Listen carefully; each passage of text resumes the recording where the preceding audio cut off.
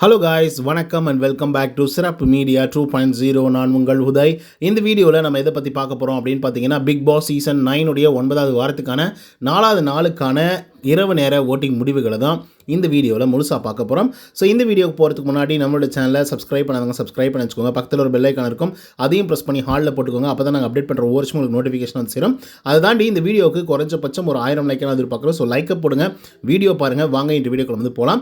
Number 1 பொசிஷனில் யார் இருக்காங்க அப்படின்னு பார்த்தீங்கன்னா, த ஒன் அண்ட் ஒன்லி கானா வினோத் அவர்கள் தான் வந்து இருந்துட்டு இருக்காங்க. ஸோ அவங்க வாங்கிய ஓட்டுகளோட எண்ணிக்கை அப்படின்னு சொல்லி பார்க்கும்பொழுது 1,45,369 ஓட்டுகளாகும். அண்ட் பர்சன்டேஜ் ஆஃப் ஓட்டிங்ஸ் அப்படின்னு சொல்லி பார்க்கும்பொழுது 24.36% இருந்துட்டு இருக்காங்க கானா வினோத் அவர்கள். ஸோ இவரை பொறுத்தவரை அட்டகாசமான ஒரு கேம் பிளே இன்னைக்கு கூட வந்து பார்த்தீங்க அப்படின்னா பண்ணிட்டு இருக்காரு. பட் சில விஷயங்கள் வந்து நெகட்டிவாக வந்து போயிருந்தாலும் பல விஷயங்கள் வந்து அவருக்கு பாசிட்டிவாக மாறதுக்கான எல்லா வாய்ப்புகளும் வந்து இருந்துட்டு இருக்கு. பட் நம்மளோட திவ்யா வந்து இருக்காங்க இல்லையா, ஸோ அவங்க வந்து பார்த்தீங்க அப்படின்னா செம்மையான ஒரு பிராண்டிங் ஒரு கேம் வந்து விளையாடிட்டு இருக்காங்க வினோத்துக்கு எதிராக. ஸோ ஆனாலும் வீட்டுக்குள்ளே இருக்கக்கூடிய ஒட்டுமொத்த ஹவுஸ்மேட்ஸுமே வந்து பார்த்தீங்க அப்படின்னா திவ்யாவுக்கு எதிராக வந்து திசை திரும்பி இருக்காங்க அப்படின்னு சொல்லலாம், பிகாஸ் ஆஃப் வினோத்துடைய இஷ்யூவில். 2வது பொசிஷனில் யார் இருக்காங்க அப்படின்னு பார்த்தீங்கன்னா, விஜய் பார்வதி அவர்கள் இருந்திருக்காங்க. அவங்க வாங்கிய ஓட்டுங்களோட எண்ணிக்கை அப்படின்னு சொல்லி பார்க்கும்பொழுது 84,376 ஓட்டுகளாகும். அண்ட் பர்சன்டேஜ் ஆஃப் ஓட்டிங்ஸ் அப்படின்னு சொல்லி பார்க்கும்பொழுது 14.14% இருந்துட்டு இருக்காங்க விஜே பார்வதி அவர்கள். ஸோ இவங்களும் வந்து பார்த்திங்க அப்படின்னா ஒரு அட்டகாசமான பிளேயர் தான், அதில் எந்த விதமான மாற்று கருத்துமே இல்லை. அதனால தான் இவ்வளோ வாக்குகளும் வந்து வாங்கிட்டு இருக்காங்க. 3வது பொசிஷனில் யார் இருக்காங்க அப்படின்னு பார்த்தீங்கன்னா, இந்த one and only Divya Ganesh அவர்கள் வந்து இருந்துட்டு இருக்காங்க. அவங்க வாங்கிய ஓட்டுகளோட எண்ணிக்கை அப்படின்னு சொல்லி பார்க்கும்பொழுது 66,440 ஓட்டுகளாகும். அண்ட் பர்சன்டேஜ் ஆஃப் ஓட்டிங்ஸ் அப்படின்னு சொல்லி பார்க்கும்பொழுது 11.14% இருந்துட்டு இருக்காங்க திவ்யா கணேஷ் அவர்கள். ஸோ இன்றைக்கி சரியான ஒரு போடை வந்து போட்டிருக்காங்க திவ்யா கணேஷ் அவர்கள். நேற்றுக்கு ஒரு போடை வந்து போட்டிருந்தாங்க கமருதீன் கிட்ட. ஸோ இந்த மாதிரி தொடர்ந்து வந்து போட்டாங்க அப்படின்னா maybe second position first position கூட போகிறதுக்கான எல்லா வாய்ப்புகளும் வந்து இருக்குது. ஏன்னா ஆரம்ப காலகட்டத்திலே நம்பர் 1 பொசிஷனில் இருந்த ஒரு ஆள் தான் இவங்க. 4வது பொசிஷனில் யார் இருக்காங்க அப்படின்னு பார்த்தீங்கன்னா, விக்கல்ஸ் விக்ரம் அவர்கள் இருந்திருக்காங்க. அவங்க வாங்கிய ஓட்டுகளோட எண்ணிக்கை அப்படின்னு சொல்லி பார்க்கும்பொழுது 52,469 ஓட்டுகளாகும்.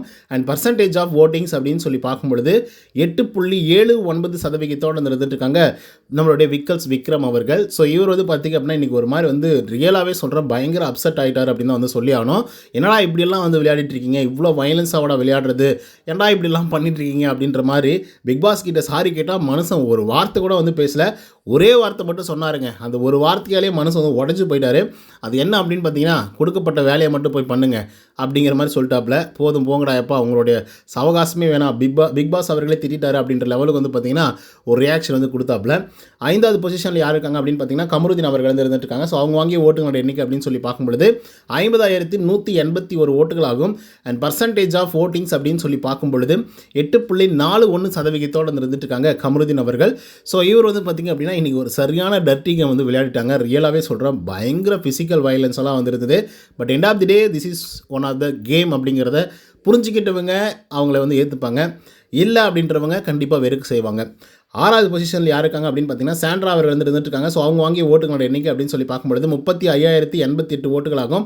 அண்ட் பர்சன்டேஜ் ஆஃப் ஓட்டிங்ஸ் அப்படின்னு சொல்லி பார்க்கும்பொழுது 5.88% இருந்துட்டு இருக்காங்க சாண்ட்ரா அவர்கள்.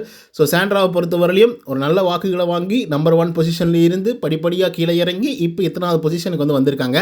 ஸோ இப்படியே போச்சு அப்படின்னா இன்னும் 1 or 2 வீக்ஸ்க்குள்ளே எவிக்டாக வெளியே போகிறதுக்கான வாய்ப்புகளும் இருக்குது. 7வது பொசிஷனில் யார் இருக்காங்க அப்படின்னு பார்த்தீங்கன்னா, பிரஜன் அவர்கள் வந்திருக்காங்க. ஸோ அவங்க வாங்கிய ஓட்டுகளோட எண்ணிக்கை அப்படின்னு சொல்லி பார்க்கும்பொழுது 34,647 ஓட்டுகளாகும். அண்ட் பர்சன்டேஜ் ஆஃப் ஓட்டிங்ஸ் அப்படின்னு சொல்லி பார்க்கும்பொழுது 5.81% இருந்துட்டு இருக்காரு பிரஜன் அவர்கள். ஆக்சுவலாக லாஸ்ட் வீக்லேயே வந்து சூப்பராக பர்ஃபார்மன்ஸ் வந்து பண்ணியிருந்தாப்புல பிரஜன் அவர்கள். ஸோ அதனால தான் பெஸ்ட் பர்ஃபார்மர் அப்படின்னு வந்து சொல்லியிருந்தாங்க. அதே போல் இந்த வாரத்தில் வந்து பார்த்திங்கன்னா பெஸ்ட்டாக வந்து பர்ஃபார்மன்ஸ் வந்து கொடுத்துட்ருக்காப்புல. முடிஞ்ச அளவுக்கு சாண்ட்ராவுடைய உறவே வந்து பார்த்திங்க அப்படின்னா அப்படியே அத்து விடணும் அப்படின்ற லெவலுக்கு வந்து பார்த்திங்கன்னா ஒரு கேம் பிளே வந்து பண்ணிட்டுருக்காரு. அது ரியலாகவே வந்து பார்த்திங்க அப்படின்னா பிரஜன் அவர்களுக்கு மிகப்பெரிய அளவில் ஒரு பாசிட்டிவாக வந்து மாறி இருக்கு. 8வது பொசிஷனில் யார் இருக்காங்க அப்படின்னு பார்த்தீங்கன்னா, சுபிக்ஷா அவர்கள் வந்து இருந்துட்டு இருக்காங்க. ஸோ அவங்க வாங்கிய ஓட்டுகளோட எண்ணிக்கை அப்படின்னு சொல்லி பார்க்கும்பொழுது 32,550 ஓட்டுகளாகும். அண்ட் பர்சன்டேஜ் ஆஃப் ஓட்டிங்ஸ் அப்படின்னு சொல்லி பார்க்கும்பொழுது 5.46% இருந்துட்டு இருக்காங்க சுபிக்ஷா அவர்கள். ஸோ சுபிக்ஷாவை பொறுத்தவரை ஒரு நல்ல பிளேயர் தாங்க. அவங்க ஃபிசிக்கல் டாஸ்க்கு எல்லாமே வந்து பார்த்திங்கன்னா சூப்பராக விளையாடக்கூடிய ஒரு ஆள் தான். பட் எங்கேயோ ஒரு இடத்துல வந்து ஸ்ட்ரக் ஆகி ஒரு மாதிரி வந்து ஆகிட்டாங்க. ஃபஸ்ட்டு 3 வீக்ஸில் இருந்த அந்த போர்ஸ் வந்து பார்த்திங்க அப்படின்னா இப்போதைக்கு வந்து குறைஞ்சிருக்கு. பட் இந்த வாரத்தில் நேற்றிலிருந்து இப்போ வரைக்கும் பார்த்திங்கன்னா ஒரு போர்ஸ்ஃபுல்லாக ஒரு கேம் வந்து விளையாடிட்டு இருக்காங்க. 9வது பொசிஷனில் யார் இருக்காங்க அப்படின்னு பார்த்தீங்கன்னா, எப்ஜி அவர்கள் வந்திருக்காரு. ஸோ அவர் வாங்கிய ஓட்டுகளோட எண்ணிக்கை அப்படின்னு சொல்லி பார்க்கும்பொழுது 32,349 ஓட்டுகளாகும். அண்ட் பர்சன்டேஜ் ஆஃப் ஓட்டிங்ஸ் அப்படின்னு சொல்லி பார்க்கும்பொழுது 5.42% இருந்துட்டு இருக்காங்க எப்ஜே அவர்கள். ஸோ எஃப்ஜேவை பொறுத்தவரையிலையும் என்ன சொல்கிறது, பெருசாக எதுவுமே இல்லை. டாஸ்க்கை விட்டே வெளியே வந்துட்டாப்ல. ஸோ இதனாலே வச்சு செய்ய போகிறாங்க பிக் பாஸ் அவர்கள் மற்றும் விஜய் சேதுபதி அவர்கள். ஸோ அவரை தொடர்ந்து யார் இருக்காங்க அப்படின்னு பார்த்தீங்கன்னா 10வது பொசிஷனில் அமித் பார்கவ் அவர்கள் வந்து இருக்காங்க. ஸோ அவங்க வாங்கிய ஓட்டுகளோட எண்ணிக்கை அப்படின்னு சொல்லி பார்க்கும்பொழுது 31,638 ஓட்டுகளாகும்.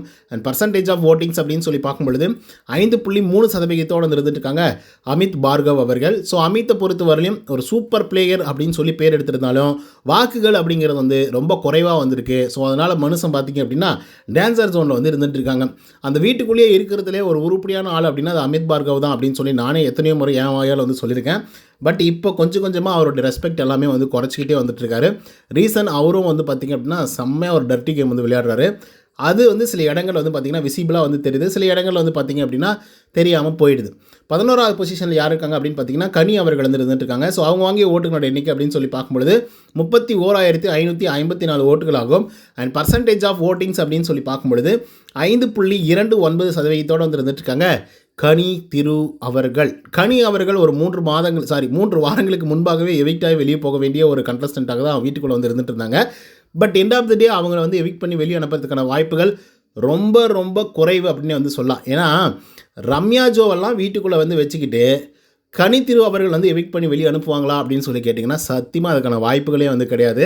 ஸோ நீங்கள் யோசிச்சு பாருங்கள், ரம்யா ஜோவெல்லாம் எத்தனை வாரங்களை காப்பாற்றி கொண்டு வந்திருந்தாங்க. அதுக்கேற்ற மாதிரி போன வாரத்தில் வந்து பார்த்திங்கன்னா பெஸ்ட் பர்ஃபார்மர் அவார்டு வாங்கினாங்க. இந்த வாரத்தில் வந்து பார்த்திங்க அப்படின்னா தலைவர் ஆகிட்டாங்க. ஸோ அதனால் நாமினேஷன் ப்ரீ பாஸ் வந்து பார்த்திங்க அப்படின்னா அவங்களுக்கு வந்து கிடச்சிருச்சு. ஸோ இந்த மாதிரி சரியான ஃபேவரட்டிஸ் வந்து பார்த்திங்க அப்படின்னா ரம்யா ஜோவுக்கு வந்து நடந்துகிட்டே வந்து இருக்குது அப்படின்னு வந்து சொல்லலாம். ஸோ அதெல்லாம் தாண்டி இன்றைக்கி என்னம்மா ஆட்டம் பா, இப்படிப்பட்ட ஆட்டத்தை தாண்டா நாங்கள் எதிர்பார்த்துட்டு இருந்தோம் அப்படின்ற மாதிரி வந்து பார்த்திங்கன்னா ஆட்டத்தை வந்து பிளாஸ்ட் பண்ணியிருக்காங்க. ஒரு பக்கம் கம்ருதீன், ஒரு பக்கம் வினோத், இன்னொரு பக்கம் வந்து அமித், பிரஜன், சுபிக்ஷா, அரோரா, திவ்யா, பார்வதி அப்படின்னு சொல்லி எல்லாரும் வந்து பார்த்திங்க அப்படின்னா அந்த நெக்லஸ்க்காக எத்தனை பெரிய விஷயங்களை வந்து பார்த்திங்க அப்படின்னா பண்ணியிருக்காங்க. சுபிக்ஷாவுக்கு வந்து பார்த்திங்கன்னா யாரும் மெரிச்சு விட்டுட்டாங்க, அரோராவுக்கு அடி விழுந்துச்சு. அதுக்கப்புறம் சபரி அவர்களுக்கு வந்து கன்னத்தில் வந்து ஒரு கீரல் வந்து விழுந்திருக்கு. ரம்யா ஜோவுக்கு நேத்திக்கே வந்து பார்த்திங்கன்னா கை அடிபட்டுருச்சு. ஸோ இந்த மாதிரி உயிரை கொடுத்து வந்து விளையாடுறானுங்க. இப்படிப்பட்ட டாஸ்க்கை வைங்கடா அப்படின்ற அளவுக்கு வந்து பார்த்திங்க அப்படின்னா செஞ்சிட்ருக்கானுங்க. ஏன்னா அப்படிப்பட்ட ஒரு டாஸ்க் தான். இவங்களால வந்து நிஜமாகவே ஃபன்னாக வந்து இருக்க முடியாது. ஒரு வன்மத்தோடு தான் கேமை வந்து ப்ளே பண்ண போகிறாங்க. அது மட்டும் இல்லாமல் ரொம்ப ஃபிசிக்கல் வயலன்ஸ் யூஸ் பண்ணி தான் வந்து கேமை ப்ளே பண்ண போகிறாங்க அப்படிங்கிறது நமக்கு நல்லாவே தெரியும். ஆனால் ஒரு 3 வாரமாக அப்படியே பொத்தி வந்து வச்சுட்டு இருந்தாங்க பிக் பாஸ், ஓகேவா? அதுக்கேற்ற மாதிரி டாஸ்க்கெல்லாம் வந்து கொடுத்துருந்தது. நான் சொல்கிறேன், இது வந்து ஒரு ஃபன் டாஸ்க் அப்படின்னு சொல்லி 1008 தடவை பிக் பாஸ் அவர்கள் வந்து சொல்லியிருப்பாங்க. ஸோ அதுக்கான காரணம் வந்து இதுதான். பட் இந்த சீசன் பயங்கர அக்ரஸிவான ஒரு சீசன், அடித்து விரட்டிகிட்டு இருக்கானுங்க. ஆனால் பார்க்க தான் சகிக்கலை. ஓகே மக்களே, ஓட்டிங் முடிவுகளை பார்த்துட்டு உங்களுக்கு பிடிச்ச கண்டஸ்டன்ட் யார் அப்படிங்கிறத கமெண்ட்ஸில் சொல்லுங்கள். வீடியோ பிடிச்சிருந்தால் லைக் அண்ட் சப்ஸ்கிரைப் பண்ண மறந்துடாதீங்க. நன்றி, வணக்கம்.